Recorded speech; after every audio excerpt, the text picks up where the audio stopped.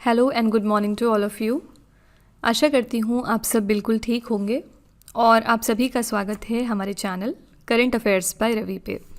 तो ये है हमारी डेली करंट अफेयर्स की सीरीज़ जिसमें हम हर दिन टॉप 12 न्यूज़ को देखते हैं। इसी सिलसिले में आज हम बात करने वाले हैं 13 जनवरी 2026 के 12 मोस्ट इम्पॉर्टेंट करंट अफेयर्स के बारे में।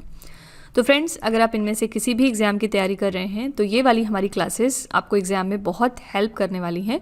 जैसा कि आप सब जानते हैं कि इन सभी पेपर्स में अब करंट अफेयर्स का एक अच्छा खासा वेटेज रखा जाता है। स्टैटिक जीके के साथ साथ आपको करंट अफेयर्स भी मस्ट है प्रिपेयर करना, ठीक है। तो अगर आप एस्पिरेंट हैं, इन सभी एग्जाम्स की प्रिपरेशन कर रहे हैं, तो आप हमारे चैनल को ज़रूर सब्सक्राइब कर लीजिएगा। हम करंट अफेयर से रिलेटेड बहुत सारे अलग अलग वीडियोज़ और लेक्चर्स टाइम टू टाइम आपके पास लाते रहते हैं, ठीक है। हमारे चैनल की खासियत ये है कि हम जो ये DCA वाली क्लासेस करते हैं डेली करंट अफेयर्स की, इनमें हम करंट अफेयर्स के साथ साथ रिवीजन भी आपका करवाते हैं। आप एक क्लास करके खुद देखेंगे कि कितना चीज़ हम रिवाइज करवाते रहते हैं आपको टाइम टू टाइम, जिससे कि जो पुराना आपने करंट अफेयर्स पढ़ा है वो आप भूलें नहीं, साथ ही साथ जो आप नया पढ़ रहे हैं वो भी आपको याद होता जाए, ठीक है। तो हमारा जो तरीका है पढ़ाने का वो हम डिफरेंट मानते हैं अदर चैनल से। और इन केस अगर आपको मेरी बातों पर विश्वास ना आ रहा हो तो आप हमारी एक क्लास को कर देखिएगा और फिर आपको खुद पता चल जाएगा कि क्या चीज़ें हैं जो हमारे वीडियो को अलग बनाती हैं दूसरे चैनल से, ठीक है। तो विद दिस नोट चलिए हम आज की क्लास अपनी स्टार्ट कर लेते हैं। और सबसे पहले हम क्विक रिवीजन के साथ शुरुआत करते हैं यहाँ पर, यानी कि हमने एक दिन पहले जो टॉप 12 करंट अफेयर्स किए होते हैं उनको यहाँ हम दोबारा से एक बार सरसरी निगाह से रिवाइज करते हैं वन लाइनर फॉर्मेट में, ठीक है। तो कल का हमने पहला क्वेश्चन किया था, जनवरी 2026 में परमाणु ऊर्जा नियामक बोर्ड के नए अध्यक्ष कौन नियुक्त हो गए हैं। इसके नए अध्यक्ष बन गए हैं AK बालासुब्रमण्यन।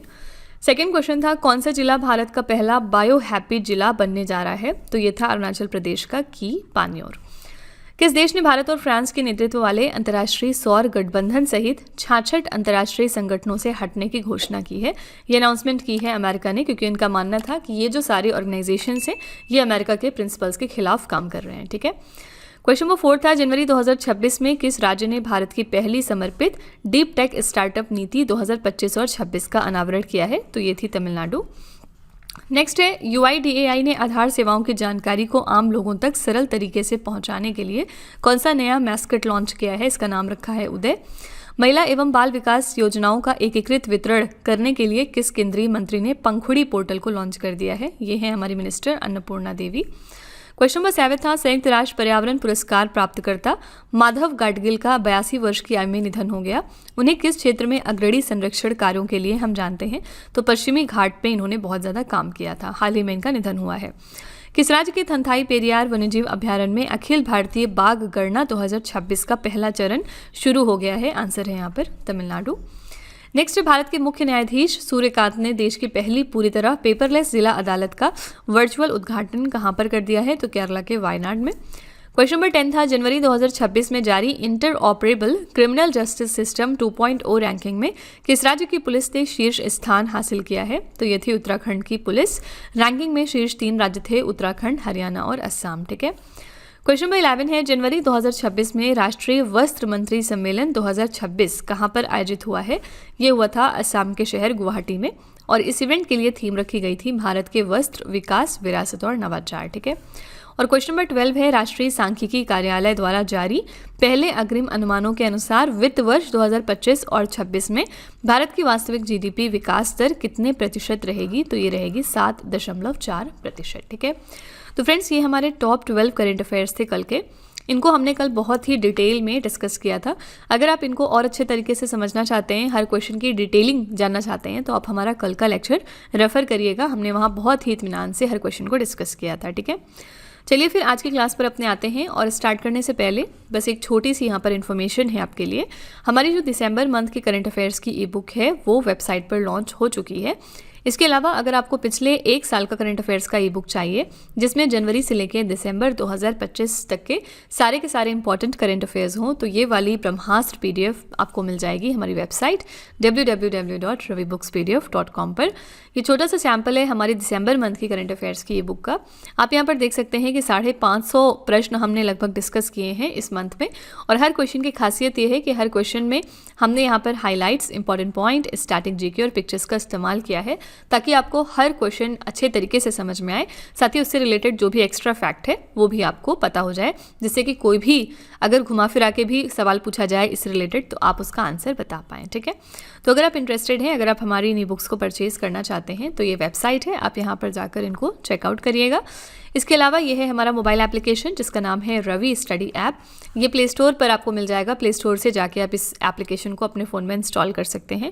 बहुत सारे इसमें फीचर्स मिलेंगे आपको, जैसे कि यहाँ पर आप करंट अफेयर्स की टेस्ट सीरीज़ लगा सकते हैं, फ्री टेस्ट यहाँ मिल जाएगा, फ्री PDF इस वीडियो का यहाँ पर आपको मिलेगा, GS की टेस्ट सीरीज़ यहाँ पर है और भी बहुत कुछ है। ठीक है, तो आप इस एप्लीकेशन को अपने फ़ोन में इंस्टॉल करके अपनी प्रिपरेशन को और बेहतर बना सकते हैं। ठीक है, तो फ्रेंड्स चलिए फिर अब बिना देरी करते हुए आज की अपनी क्लास पर आते हैं।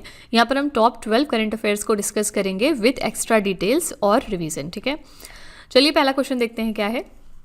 83 नंबर का जो गोल्डन ग्लोब पुरस्कार समारोह हुआ है 2026 में, उसमें किसने सर्वश्रेष्ठ अभिनेत्री ड्रामा का पुरस्कार जीता है। 83rd गोल्डन ग्लोब अवार्ड्स में बेस्ट एक्ट्रेस ड्रामा का अवार्ड किसको दिया गया है।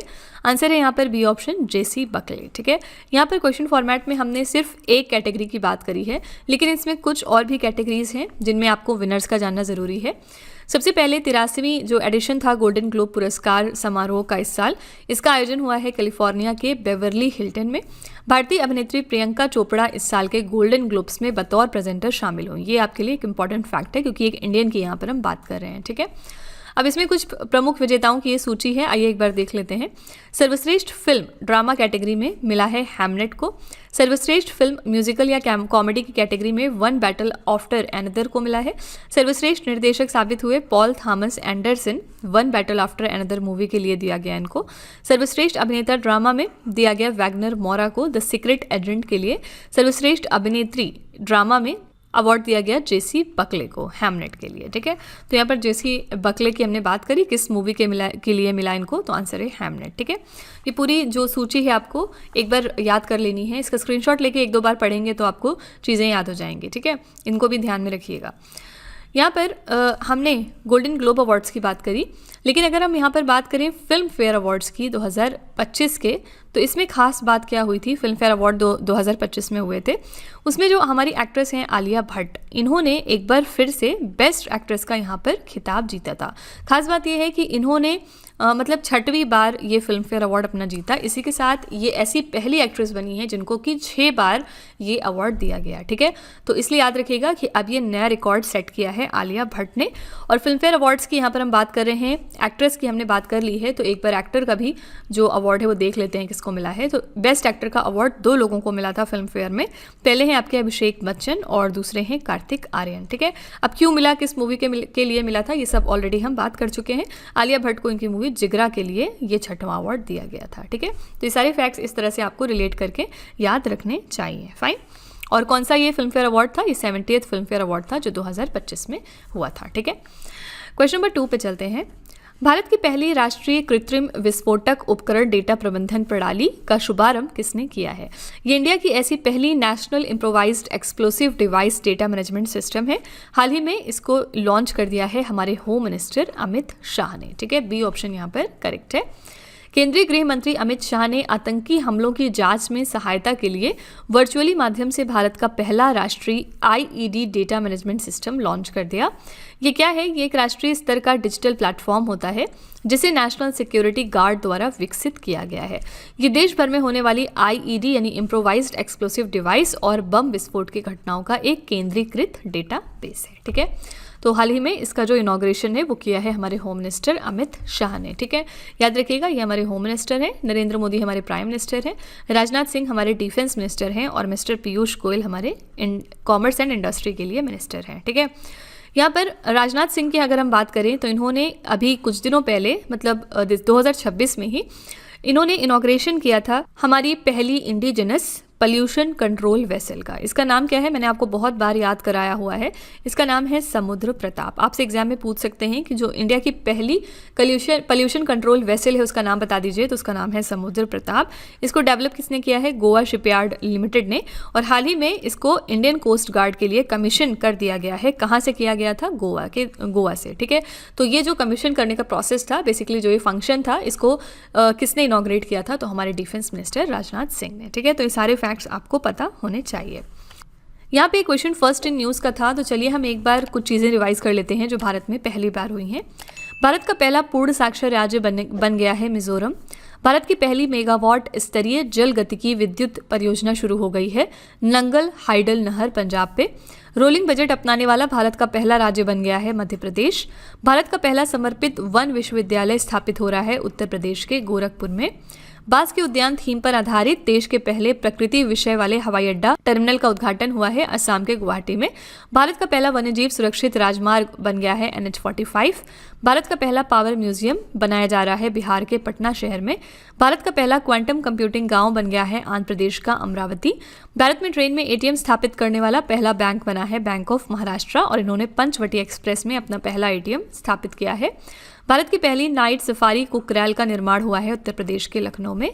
समान नागरिक संहिता को लागू करने वाला स्वतंत्र भारत का पहला राज्य बन गया उत्तराखंड।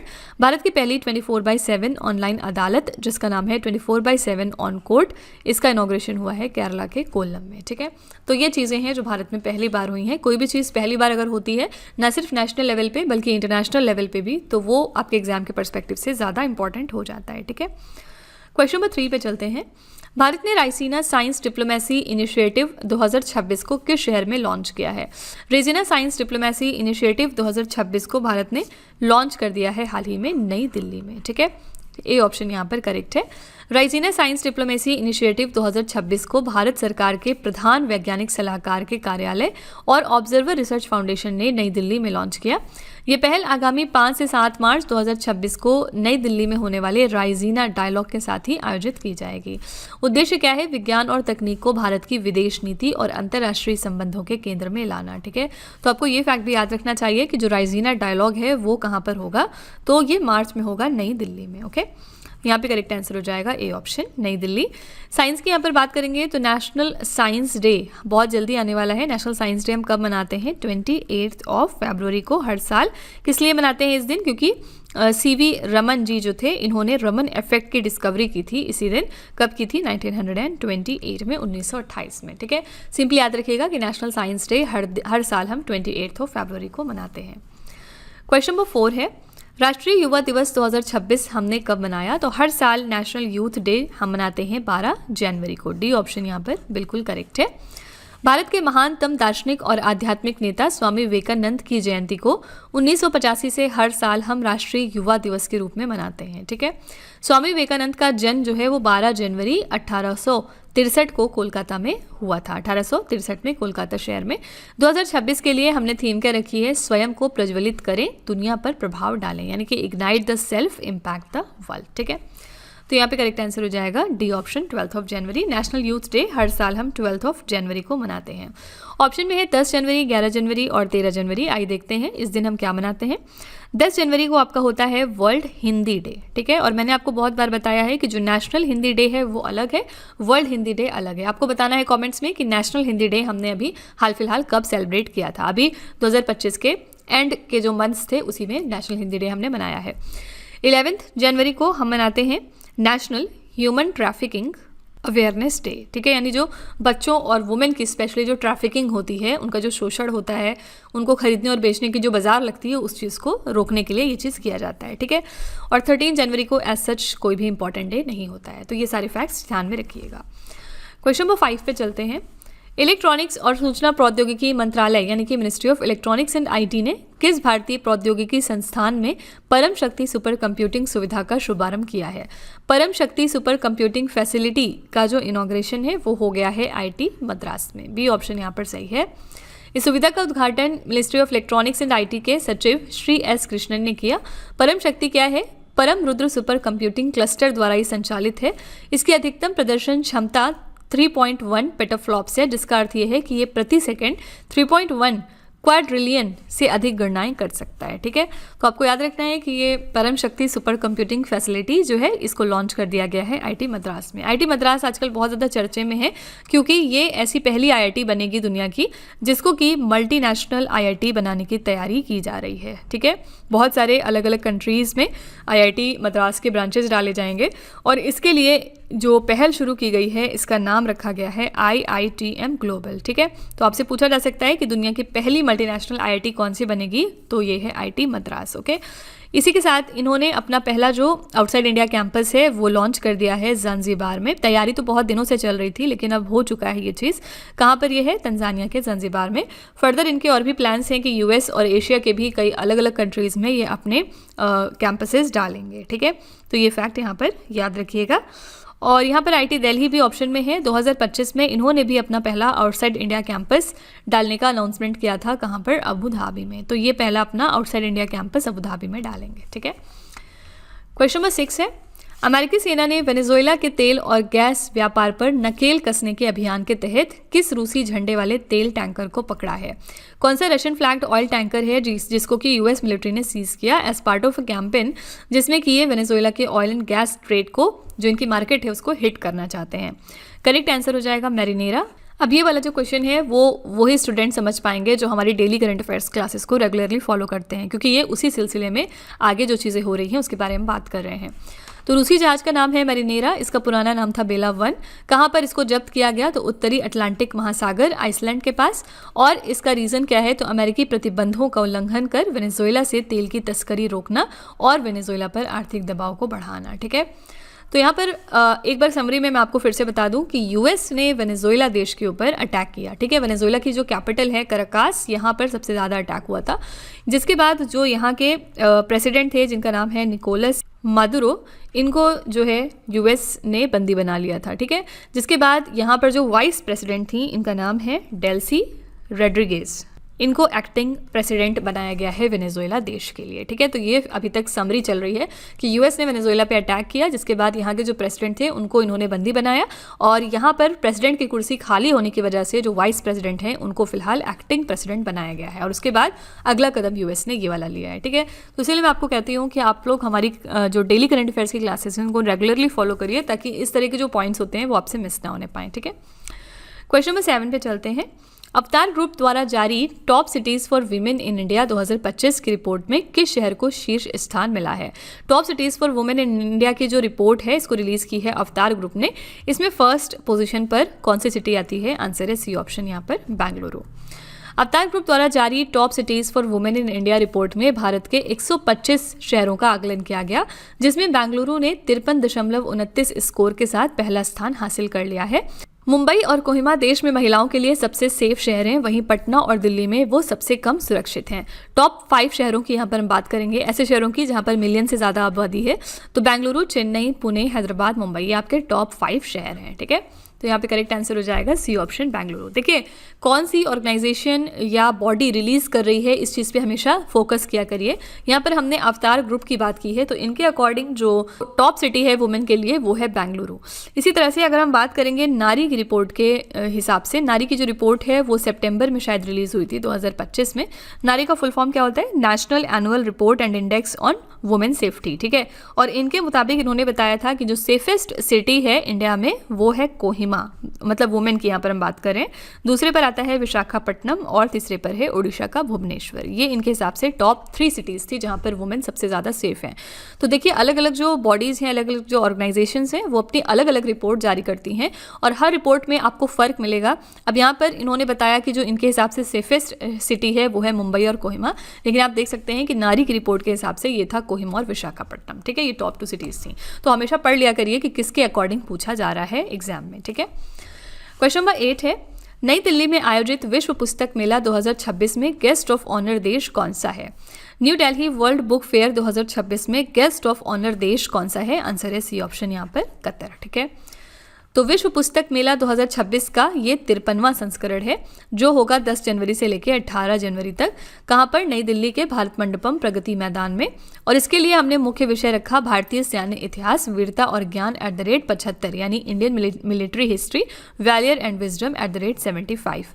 गेस्ट ऑफ ऑनर देश यहाँ पर याद रखिएगा कतर है, और फोकस कंट्री भी कई बार एग्जाम में पूछा गया है। ये क्वेश्चन भी आपका इंपॉर्टेंट है। फोकस कंट्री इसमें कौन सा है? आंसर है स्पेन। ठीक है, कतर के बारे में एक इंपॉर्टेंट फैक्ट हम क्या जानते हैं? 2025 में ये हमारा 8th नेशन बन गया था जिसने कि यूपीआई यानी यूनिफाइड पेमेंट इंटरफेस को ज्वाइन किया है। ठीक है, इसी के साथ कतर 8वां देश बना है। तो कतर के पहले कौन से 7 नेशंस हैं जिन्होंने हमारे यूपीआई को ऑलरेडी अडॉप्ट किया है? तो यहाँ पर पहला है भूटान, दूसरा है सिंगापुर, तीसरा है यहाँ पर मॉरिशस, फिर आता है नेपाल, इसके बाद है UAE, then Sri Lanka and then France. ठीक है, इसी के साथ भूटान जो है वो पहला देश था जिसने कि हमारे यूपीआई को अडॉप्ट किया था, और अब टोटल 8 देश हो चुके हैं इंक्लूडिंग कतर जिन्होंने हमारे यूपीआई को अडॉप्ट किया है। ठीक है, क्वेश्चन नंबर 9 है, अनामलाई टाइगर रिजर्व में बाघों की जनगणना को बढ़ावा देने के लिए किस मोबाइल ऐप का उपयोग किया जाएगा? कौन सा एक मोबाइल एप्लीकेशन है जिसको हम यूज करेंगे to enhance the tiger census activities in the Anamalai tiger reserve? Answer यहाँ पर हो जाएगा A option, MS tripes application. ठीक है, ए ऑप्शन यहाँ पर बिल्कुल सही है। इसका फुल फॉर्म क्या होता है? Monitoring system for tigers intensive protection and ecological status. इसे राष्ट्रीय बाघ संरक्षण प्राधिकरण और भारतीय वन्यजीव संस्थान द्वारा विकसित किया गया है। ये वन्यजीव कर्मचारियों को गश्त के दौरान रियल टाइम डेटा एकत्र करने और अपलोड करने की सुविधा देती है। ठीक है, तो यहाँ पे याद रखिएगा इस एप्लीकेशन का हम यूज़ करेंगे टाइगर सेंसस एक्टिविटीज़ को इन्हांस करने के लिए अनामलाई टाइगर रिजर्व में। अनामलाई टाइगर रिजर्व कहाँ पर है? ये तमिलनाडु में है। तमिलनाडु में कुल 5 टाइगर रिजर्व्स होते हैं। क्वेश्चन नंबर 10 है, जनवरी 2026 में रक्षा मंत्री राजनाथ सिंह ने अशोक लेलैंड के पहले समर्पित इलेक्ट्रिक व्हीकल प्लांट का उद्घाटन कहां पर किया है? तो हमारे डिफेंस मिनिस्टर राजनाथ सिंह ने इनॉग्रेट कर दिया है अशोक लेलैंड के first dedicated electric vehicle plant का। कहां पर? उत्तर प्रदेश के लखनऊ शहर में। ठीक है, तो इस प्लांट में मुख्य रूप से इलेक्ट्रिक बसों का उत्पादन होगा। इसके साथ ही ये प्लांट अन्य कमर्शियल इलेक्ट्रिक वाहनों के उत्पादन की क्षमता भी रखता है। इसमें इलेक्ट्रिक वाहनों के उत्पादन की शुरुआती क्षमता 250 यूनिट प्रति वर्ष है, जिसे बढ़ाकर 5000 यूनिट तक ले जाया जाएगा। ठीक है, तो ये इसका इनॉग्रेशन कहाँ पर हुआ है? उत्तर प्रदेश के लखनऊ शहर में। लखनऊ के बारे में एक इंपॉर्टेंट करंट अफेयर्स हम क्या जानते हैं? यूनेस्को ने 2025 में इसको इंक्लूड कर लिया था अपने क्रिएटिव सिटीज़ नेटवर्क में as the city of gastronomy, यानी खान पान का शहर। ठीक है, तो ये एक टैग मिल गया था लखनऊ को 2025 में यूनेस्को के द्वारा। ओके, क्वेश्चन नंबर 11 है, भारत के 45वें अंटार्कटिक अभियान के तहत मैत्री अनुसंधान केंद्र में किस देश के शोधकर्ता शामिल हुए हैं? तो इंडिया का जो 45th अंटार्कटिक एक्सपेडिशन है एट द मैत्री रिसर्च स्टेशन, इसमें ज्वाइन किया है संयुक्त अरब अमीरात के रिसर्चर्स ने। ठीक है, डी ऑप्शन यहाँ पर सही है। भारत के 45वें अंटार्कटिक अभियान के तहत यूएई के खलीफा विश्वविद्यालय के शोधकर्ता इस अभियान का हिस्सा बन गए हैं। ये संयुक्त टीम अंटार्कटिक के मंगल जैसे परिदृश्य के अध्ययन कर रही है। इसका उद्देश्य ध्रुवीय विज्ञान और ग्रहीय अध्ययन में अनुसंधान को आगे बढ़ाना है। अंटार्कटिका में भारत के वर्तमान में 2 सक्रिय अनुसंधान केंद्र हैं, मैत्री और भारती। ठीक है, तीसरा यहाँ पर असक्रिय अनुसंधान केंद्र हमारा कौन सा है? इसका नाम है दक्षिण गंगोत्री, जिसको अब सिर्फ सप्लाई बेस बना दिया गया है। ठीक है, और इन दिनों के अलावा प्लान किया जा रहा है एक और यहाँ पर रिसर्च स्टेशन इस्टेब्लिश करने का, और इसका नाम रखा जाएगा मैत्री 2। ठीक है, एक्सपेक्ट किया जा रहा है कि इसको जो है जनवरी 2029 तक हम इसको रेडी कर लेंगे। ठीक है, तो मैत्री 2 हमारा चौथा जो है और अगला रिसर्च स्टेशन होने वाला है अंटार्कटिका में। फाइन। क्वेश्चन नंबर 12 है, जनवरी 2026 में किस राज्य के मुख्यमंत्री ने कैंसर का जल्दी पता लगाने के लिए आशा वैन मोबाइल यूनिट को लॉन्च किया है? आशा वैन मोबाइल यूनिट को लॉन्च कर दिया है यहाँ पर गुजरात के चीफ मिनिस्टर ने। किस लिए? For early cancer detection. ठीक है, गुजरात के मुख्यमंत्री हैं भूपेंद्र पटेल, और इन्होंने कैंसर का जल्दी पता लगाने और निवारक स्वास्थ्य सेवाओं को मजबूत करने के लिए आशा वैन नामक mobile cancer screening unit launch करी है। ठीक है, तो ये इनिशिएटिव किसका है? गुजरात राज्य का। यहाँ पर हमने गुजरात की बात की है, तो चलिए हम एक बार गुजरात का राज्य दर्शन कर लेते हैं। गुजरात की राजधानी है गांधीनगर। यहाँ पर मुख्यमंत्री हैं भूपेंद्र पटेल, राज्यपाल हैं आचार्य देवव्रत, मुख्य न्यायाधीश कौन है? सुनीता अग्रवाल। इस राज्य की स्थापना हुई थी 1960 में 1 मई को। पड़ोसी राज्य इसके कुल 3 हैं, राजस्थान, मध्य प्रदेश और महाराष्ट्र। लोकसभा में इसकी 26 सीटें हैं, राज्यसभा में 11 सीटें, और इसकी विधानसभा की कुल सीटें हैं 182। लोक नृत्य यहाँ पर कौन कौन से हैं? गरबा, डांडिया और तिप्पानी। त्योहार यहाँ पर मनाए जाते हैं रण उत्सव, दूसरा है उत्तरायण। राजकीय पशु है एशियाई शेर, राजकीय पक्षी है ग्रेटर फ्लामिंगो, राजकीय वृक्ष है बरगद, और राजकीय लोक नृत्य है गरबा। राजकीय पुष्प है गेंदा। ठीक है, राष्ट्रीय उद्यान कौन कौन से हैं? गिर राष्ट्रीय उद्यान, वांसदा राष्ट्रीय उद्यान, ब्लैक बक, और इसके अलावा समुद्री राष्ट्रीय उद्यान। ये यहाँ पर फेमस राष्ट्रीय उद्यान हो गए। तो फ्रेंड्स, ये हो गया आपका गुजरात का राज्य दर्शन। हमने सारे स्टैटिक फैक्ट देख लिए अबाउट गुजरात, और इसी के साथ हमारी क्लास यहाँ पर अब एंड होती है। पूरी उम्मीद करती हूँ कि आपको क्लास पसंद आई होगी और आपने हर क्वेश्चन की डिटेलिंग अच्छे तरीके से समझा होगा, आपने हर क्वेश्चन को अच्छे से समझ लिया होगा। चलिए फिर आपके टेस्ट पर चलते हैं। डेली हम आपके लिए एक छोटा सा टेस्ट रखते हैं 3 क्वेश्चंस का लास्ट में, जो इसी वीडियो में से होता है, और ये हम इसलिए रखते हैं ताकि आप खुद को टेस्ट कर सकें और ये देख सकें कि आपने कितना पढ़ा है, कितना समझा है। आज का पहला प्रश्न है आपके लिए, राष्ट्रीय युवा दिवस 2026 हमने कब मनाया? दूसरा प्रश्न है, अवतार ग्रुप द्वारा जारी top cities for women in India 2025 report में किस शहर को शीर्ष स्थान मिला है। और तीसरा प्रश्न है, नई दिल्ली में आयोजित विश्व पुस्तक मेला 2026 में गेस्ट ऑफ ऑनर देश कौन सा है। ठीक है, तो फ्रेंड्स ये 3 क्वेश्चंस आपके लिए एज अ होमवर्क हैं, इनका जवाब आपको कमेंट में जाके लिखना है।